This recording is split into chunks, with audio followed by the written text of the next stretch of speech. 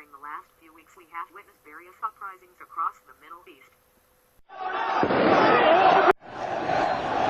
In anticipation of the rallies, the government Politicians agreed on plans for There's a nervous optimism, a desperate desire not to let this... So I think that now it's a question of who's going to blink. Will the crowd stay here? Will they be intimidated out? Or will the army give the order to try and take them out by force? Many have speculated what the reasons are behind the revolution. And let me ask you about the Muslim Brotherhood as well. Some members of the Muslim Brotherhood have been marching along with the protesters, but they have been sort of keeping a low profile. How concerned do you think the United States and other countries should be about the Muslim Brotherhood and a growing role? I have to tell you that as an Egyptian, living through the most exciting time of my life, I'm really dismayed by the media obsession with the Muslim Brotherhood and with this idea of chaos and looting. This is a revolution happening. Every Egyptian that I know is taking part in this revolution.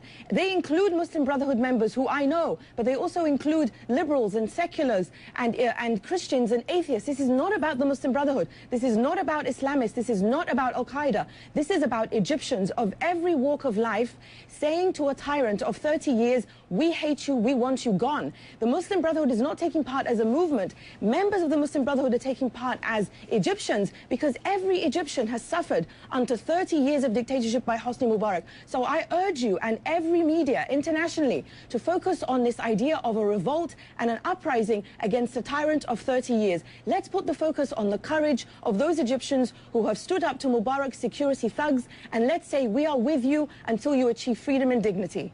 Very passionate, very clear about events in her country. Mona El-Tahawi, thanks for joining us. We'll be talking to you again some more. One thing that I remembered from my French history class was our teacher told us about how the French monarchy spent vast sums of money in feasts and parties while their subjects starved. This may be the single most important factor that triggered the French Revolution.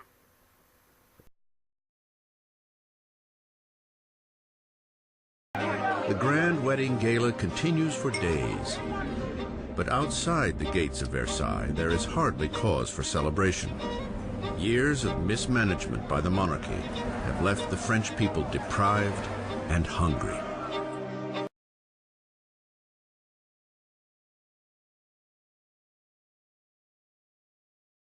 But times seem to have changed. 10 days of protests over rising unemployment by mainly young men were until yesterday confined to the central Sidi Bouzid region.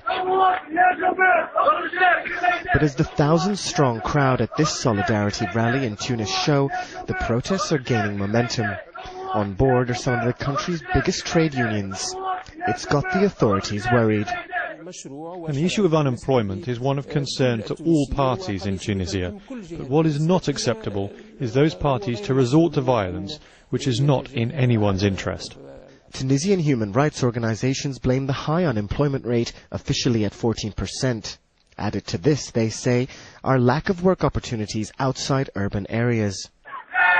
Carrying placards saying "Spread the wealth," union leaders say the country's so-called development model has failed, enriching only a few.